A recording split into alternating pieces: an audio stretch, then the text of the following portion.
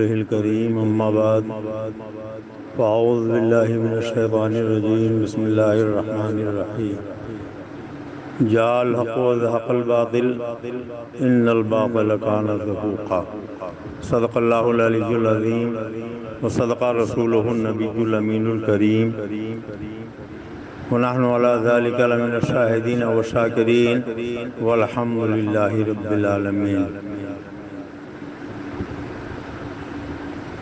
خون دل دے کے نکھاریں گے رخ برگ گلاب، ہم نے گلشن کو سجانے کی قسم کھائی ہے۔ مولایا صلی وسلم دائما ابدا علی حبیبک خیر الخلق کلہم۔ اللہم صلی علی سیدنا و نبینا مولانا محمد مان الجود والکرم وعلی آلہ وآلہ وسلم صلاۃ و سلام علیک یا رسول اللہ۔ ایک شخص کو یہ خبر سما گیا کہ اسے دنیا میں خوب شہرت مل جائے، ہر طرف اس کا چرچا ہو، اس کا نام لوگوں کی زبانوں پر رہے۔ اس نے بہت جتن کیے، لمبے لمبے بال رکھے، اونچی ٹوپی لگائی، ہاتھ میں بڑے بڑے دانوں کی تسبیح لی، ٹیڑھے میڑھے سونٹے لیے اور طرح طرح کے روپ اس نے بدلے، مگر اپنے مقصد میں اس کو کامیابی نہیں ملی۔ ایک دن رات بھر اسی چکر میں وہ بستر پہ کروٹ بدلتا رہا۔ جب سویرا ہوا تو اٹھنے کے بعد وہ سیدھے اپنی عبادت گاہ میں پہنچا اور جس کی وہ پرستش کرتا تھا اس کے سر پر کھڑے ہو کے پیشاب کرنا شروع کر دیا۔ جب دوسرے لوگ وہاں عبادت کے لیے پہنچے اور یہ کیفیت دیکھی تو کسی نے جوتا اٹھایا، کسی نے لاٹھی، کسی نے ڈنڈا، اور اتنا مارا اتنا مارا اتنا مارا کہ اس کا حلیہ بگڑ گیا۔ پورے دن شہر میں اسی کا چرچا، اسی کا ذکر اور ہر ایک کے زبان پر اسی کا بیان تھا۔ شام آئی تو کسی نے اس سے پوچھا، میاں تمہیں یہ کیا شامت سوار ہو گئی، تم نے ایسا ذلیل کام کیوں کیا؟ اس نے کہا بات یہ ہے کہ میں یہ چاہتا تھا کہ میرا نام ہو جائے، تھوڑی سی مار تو پڑی، جسمانی تکلیف تو برداشت کرنی پڑی، مگر آپ یہ کیوں نہیں دیکھتے کہ آج پورے شہر میں ہر ایک کے زبان پر صرف اور صرف ہمارا ہی چرچا ہے۔ کچھ یہی حال نام نہاد خود ساختہ صوفی بورڈ کے اس شخص کا ہے کہ جس نے علماء اہل سنت اور بالخصوص بریلوی علماء اہل سنت کی مخالفت میں بے سر پیر کی بکواسیں سوشل میڈیا کے ذریعے، پرنٹ میڈیا کے ذریعے عام کی ہیں۔ پرشاسن کے سامنے اس نے پہنچ کر کچھ شکایتیں بھی درج کرائی ہیں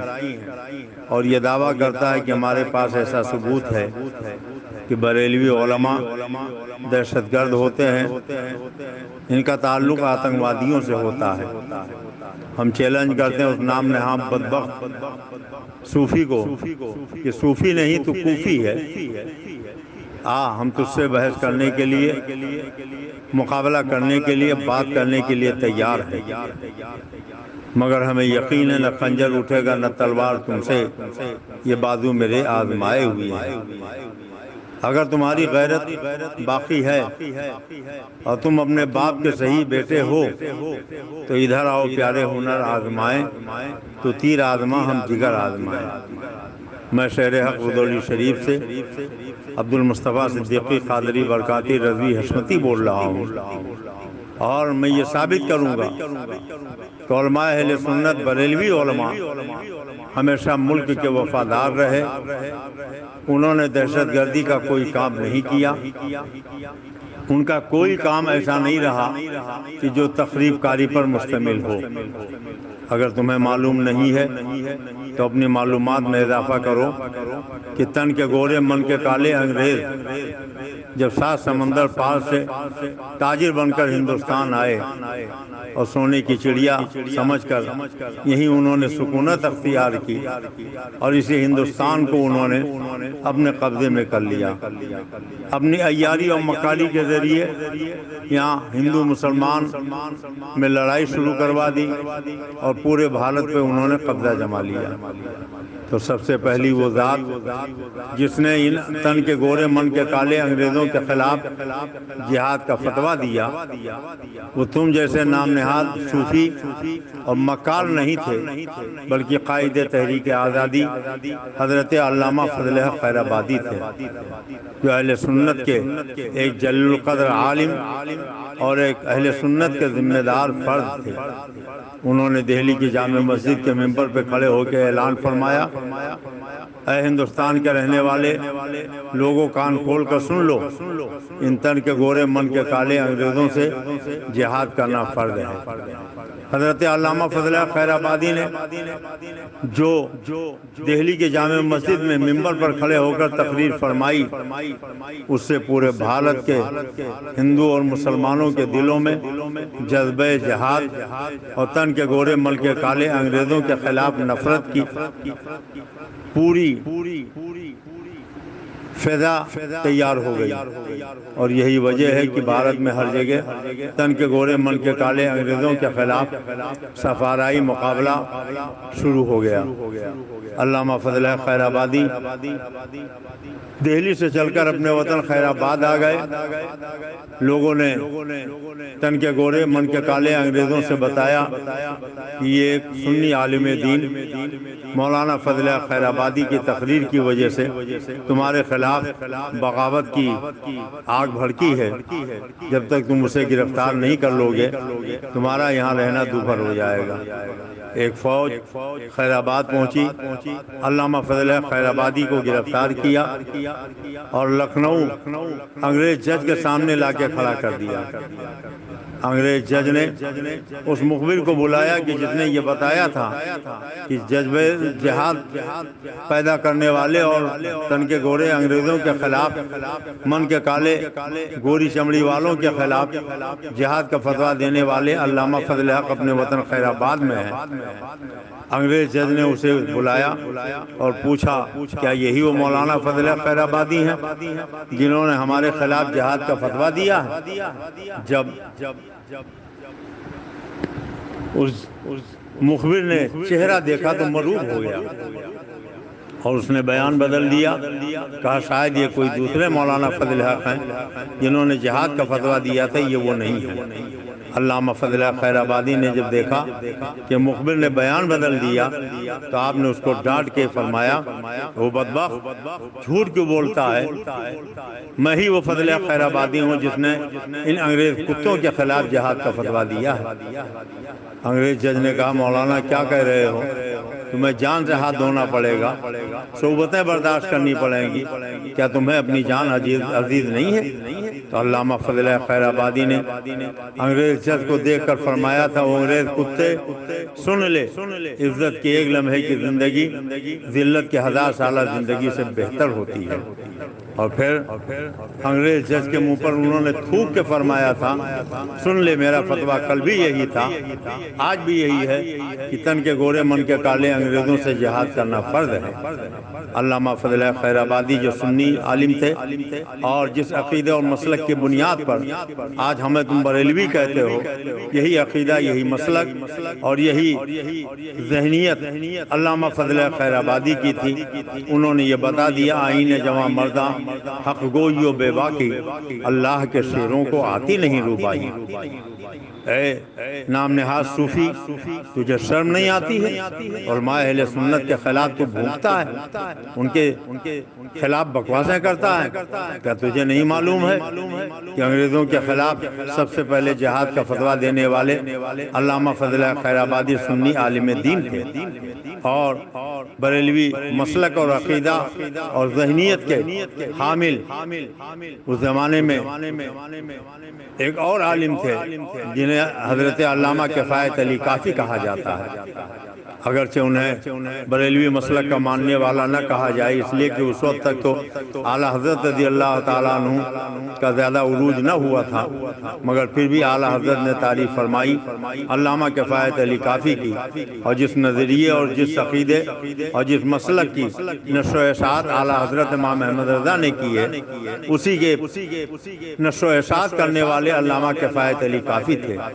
انہوں نے بھی انگریزوں کے خلاف پوری زندگی جنگ لڑی، اور آخرکار وہ وقت آیا کہ مراد آباد کے جیل میں انہیں پھانسی کی سزا سنائی گئی اور تختہ دار پہ کھڑا کر دیا گیا۔ جب پھانسی دینے سے پہلے علامہ کفایت علی کافی سے کہا گیا کہ اگر کوئی تمہاری خواہش اور تمنا ہو تو بتاؤ، آخری خواہش پوری کی جائے گی۔ فرمایا قلم کاغذ دے دیا جائے۔ قلم کاغذ دیا گیا تو علامہ کفایت علی کافی نے اس پہ ایک پیغام لکھا تھا، وہ بھی نثر میں نہیں نظم میں لکھا تھا، اور اپنے گھر والوں کے لیے نہیں، پورے دنیا کے سنی مسلمانوں کے لیے لکھا تھا، کوئی گل باقی رہے گا نہ چمن رہ جائے گا، پر رسول اللہ کا دین حسن رہ جائے گا۔ اطلس و کم خواب کے پوشاک پر نازا نہ ہو، بعد مردن قبر میں خالی کفن رہ جائے گا، اور جو پڑھے گا صاحب لولاک کے اوپر درود، اے نام نہاد صوفی مجیدی سن لے، تو مجیدی نہیں ہے، اس لیے کہ تو جسے پیر خانہ بتاتا ہے، وہاں کے صاحب سجادہ اور وہاں کے صوفیوں نے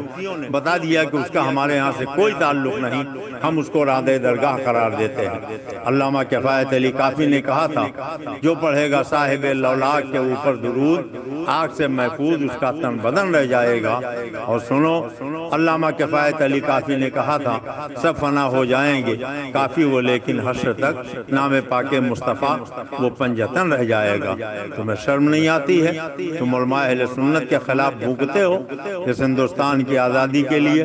جنگ کرنے والوں میں اور تن کے گورے من کے کالے انگریزوں کو اس بھارت سے بھگانے والوں میں نمایاں نام حضرت علامہ مفتی صدر الدین آزردہ کا ہے، مفتی عنایت احمد کاکوروی کا ہے، روہیلا پٹھان حافظ رحمت خاں کا ہے، اور ہاں سنو، آخری مغل تاجدار بہادر شاہ ظفر کا ہے۔ یہ وہ لوگ ہیں جنہیں آج ہم جس عقیدے پر ہیں، جس کی بنیاد پر تم ہمیں بریلوی کہتے ہو، اسی عقیدے اور اسی مسلک کے ماننے والے تھے اور وہی نظریے پر چلنے والے تھے، اور تمہیں شرم نہیں آتی ہے کہ تم نے کبھی تن کے گورے من کے کالے انگریزوں کے خلاف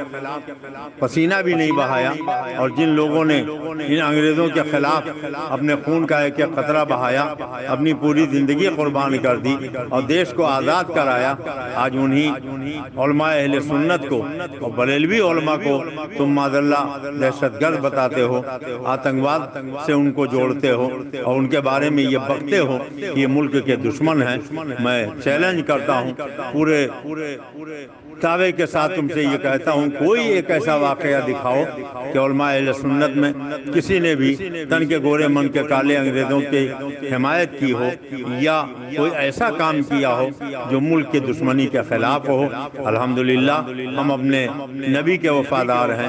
ولیوں کے وفادار ہیں، بزرگان دین کے وفادار ہیں، عطائے رسول ہند الولی خواجہ خواجگاں معین الدین چشتی اجمیری سنجری کے وفادار ہیں۔ اور سنو، یہی وجہ ہے جن کو پاکستان پسند تھا وہ بٹوارے کے وقت پاکستان چلے گئے، انہوں نے ملک چھوڑ دیا، لیکن ہمارے بزرگوں نے، ہمارے آباء و اجداد نے کہا کہ نہیں، ہم جس ملک میں پیدا ہوئے، پلے بڑھے، وہیں رہیں گے اور وہیں ہم انتقال کریں گے، وہیں ہماری قبریں بنیں گی۔ اگر ہمیں ہندوستان سے محبت نہ ہوتی تو جب سارے لوگ پاکستان جا رہے تھے ہم بھی پاکستان چلے جاتے، مگر جس ملک میں ہمارے ولیوں کے تاجدار سلطان الہند سیدنا سرکار خواجہ قدیم نواز اجمیری آرام کر رہے ہوں، ان کے پہلے خلیفہ حضرت قطب الدین بختیار کاکی آرام فرما ہوں، دوسرے خلیفہ حضرت صوفی حمید الدین ناگوری، حضرت قاضی حمید الدین ناگوری، حضرت سیدنا قطب الدین بختیار کاکی، حضرت سیدنا محبوب الملت والدین نظام الدین اولیاء، حضرت سیدنا سرکار علاء الدین علی احمد صابر کلیری، حضرت شمس الدین ترک پانی پتی، حضرت کبیر الاولیاء جلال الدین پانی پتی، حضرت سیدنا مخدوم جہانگیر اشرف سمنانی کی شوشوی، حضرت مخدوم احمد عبدالحق رضلوی سلطان اودھ، حضرت مخدوم شاہ مینا اور بزرگان مارہرہ شریف، حضرت شاہ برکت اللہ مارہروی، حضرت سیدنا سرکار شاہ آل رسول مارہروی، حضرت سیدنا اعلیٰ حضرت امام محمد رضا کے دادا مجاہد آزادی مولانا رضا علی خان، خود اعلیٰ حضرت امام محمد رضا اور اعلیٰ حضرت کے بیٹے حضور مفتی اعظم ہند، حضور تاج الشریعہ، مظہر اعلیٰ حضرت حضور شیر بیش سنت، حضور مجاہد ملت جیسے ہمارے بزرگان دین نے جس ملک کو اپنا ملک مانا، جہاں انہوں نے اپنی پوری زندگی قربانی کی، انتقال ہوا تو وہیں ان کی قبریں بنی۔ اس ملک سے ہم غداری اور اس ملک سے ہم بے وفائی کیسے کر سکتے ہیں؟ سن لے اے نام نہاد مجیدی، اے صوفی کے نام پر کلنک، اے بدبخت، تو ملک کا غدار ہو سکتا ہے، مگر ہم جن بزرگوں کے ماننے والے ہیں، جن کے عقیدت مند ہیں، انہوں نے اور ہماری ماؤں نے ہمیں گود میں لے کے یہی سبق پڑھایا ہے کہ جس ملک میں رہو اس ملک کے وفادار بن کے رہو۔ ہم نے اس ملک کے لیے کیا کیا قربانیاں نہیں دی ہیں، کون نہیں جانتا ہے۔ اشفاق اللہ خان پنڈت رام پرساد بسمل کے ساتھ جب انگریزوں نے انہیں گرفتار کیا، فیض آباد کی جیل میں لا کے بند کیا، اور جب پھانسی کی سزا سنائی گئی تو اشفاق اللہ خان سے پوچھا گیا تھا کوئی آخری خواہش اور تمنا ہو تو بتاؤ۔ اشفاق اللہ خان نے کہا ایک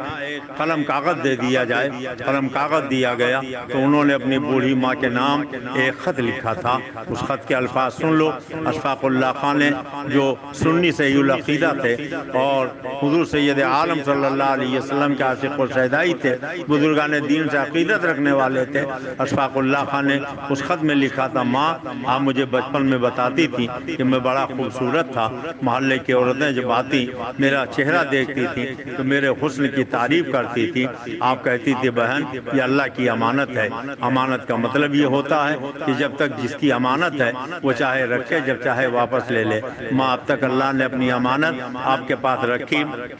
اب اس دیش کی آزادی کے لیے آپ کے بیٹے کو تختہ دار پہ کھڑا کر دیا گیا ہے۔ فیض آباد کی پھانسی گاہ میں اسے پھانسی کی سزا سنائی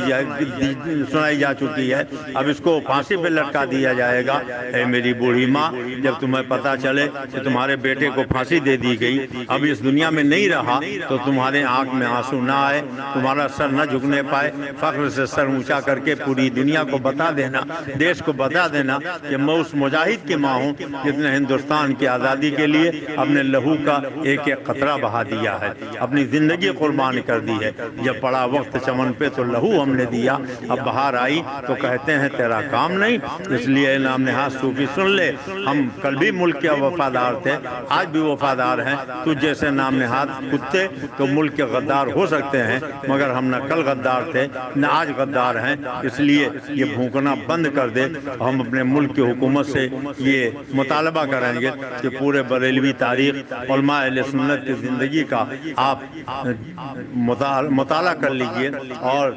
چھانبین کرا لیجئے اور تحقیق کر لیجئے، آپ کو کوئی ایک فرد بھی ایسا نہیں ملے گا جو غداری یا ملک کی دشمنی میں ملوث رہا ہو۔ اللہ تبارک تعالی ہمیں اپنے نبی کی سچی محبت عطا فرمائے۔ جس ملک میں ہم رہتے ہیں اس ملک میں امن و شانتی کے ساتھ ہمیں رہنے کی اور ملک سے وفاداری کرنے کی توفیق عطا فرمائے۔ ایسے نام نہاد بدبخت لوگوں سے ہمیں دور رہنے کی توفیق عطا فرمائے۔ جب پڑا وقت چمن پہ تو لہو ہم نے دیا، اب بہار آئی تو کہتے ہیں تیرا کام نہیں۔ جعل حق و ذاق الباطل ان الباطل کان زہوقا، حق آ گیا باطل مٹ گیا، بے شک باطل کو مٹنا ہی تھا۔ انشاءاللہ تبارک تعالی چاہے جتنی تم جانچ کرا لو، چاہے جتنی تم شکایتیں کر دو، تمہیں ذلیل ہونا پڑے گا، رسوا ہونا پڑے گا کہ حق وہ ہے جو مانا جاتا کبھی چھٹلایا نہیں جاتا، حق وہ ہے جو قبول کیا جاتا ہے کبھی رد نہیں کیا جاتا ہے۔ اللہ تبارک تعالی ہمیں اپنے محبوب کی سچی محبت عطا فرمائے۔